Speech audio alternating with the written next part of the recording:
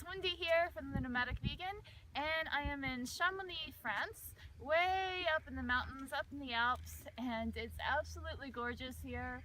Blue skies all around, there's barely a cloud in the sky, 360-degree views of mountains. Everywhere you look, you're just surrounded by gorgeous nature. So it is an incredible day for skiing, and I'm here today to show you that as a vegan you can have the complete Chamonix skiing experience. You don't have to miss out on a single thing.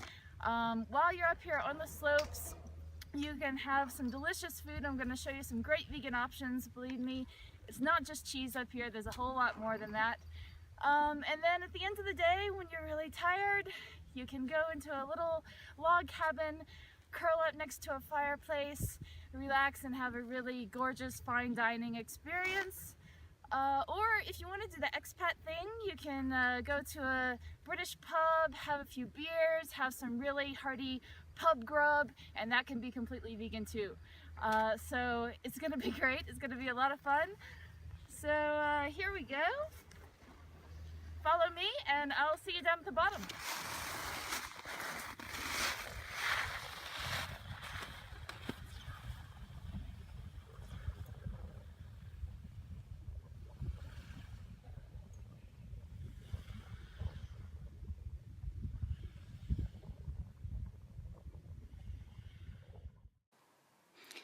So Chamonix actually covers quite a large area, and there are three main parts of Chamonix where people can go skiing.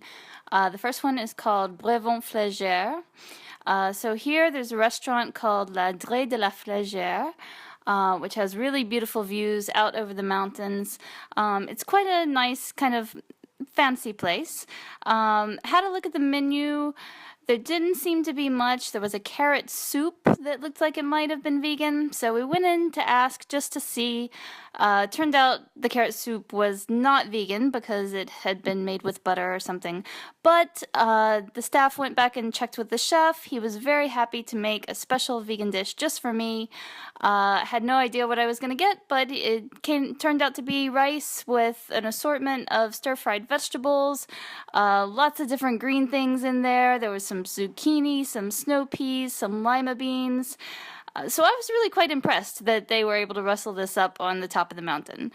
Little did I know that at the other ski areas in Chamonix, the selection of vegetables and other vegan options was actually going to get even better. Way better.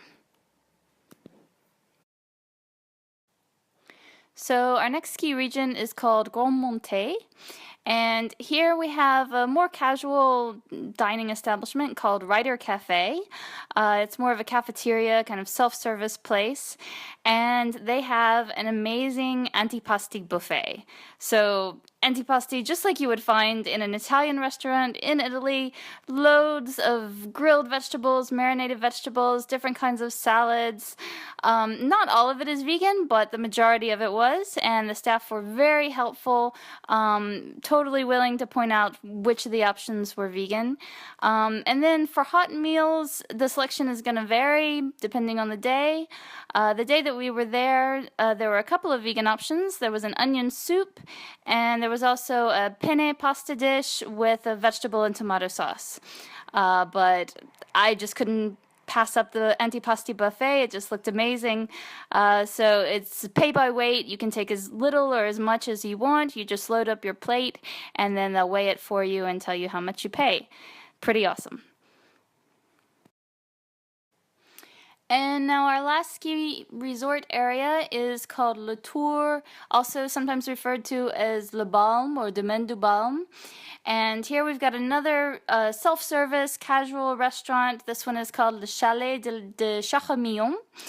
And they also have a salad buffet. It's not quite as large as the antipasti buffet over at Rider Cafe, but still several options to choose from. You've got some delicious grilled eggplant, sun-dried tomatoes, things like that. So Nick and I shared a plate from there, and then we had some hot meals as well. And again, those are going to vary depending on what they have the day that you are there.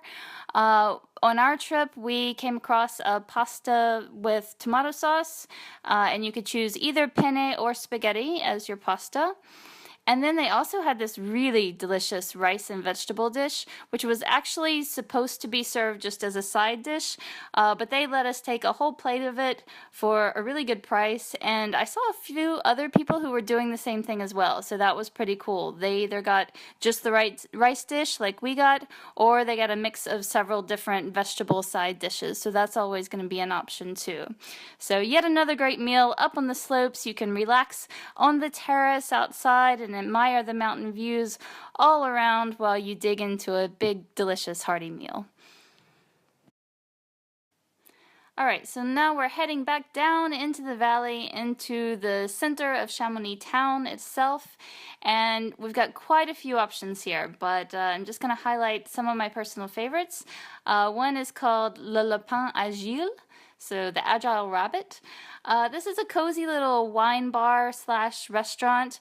Again, lots of vegan options, and what I really love about this place is that instead of marking the vegetarian or the vegan options with a V, they mark the omnivore options with an O, so the tables are turned. I think that's pretty cool.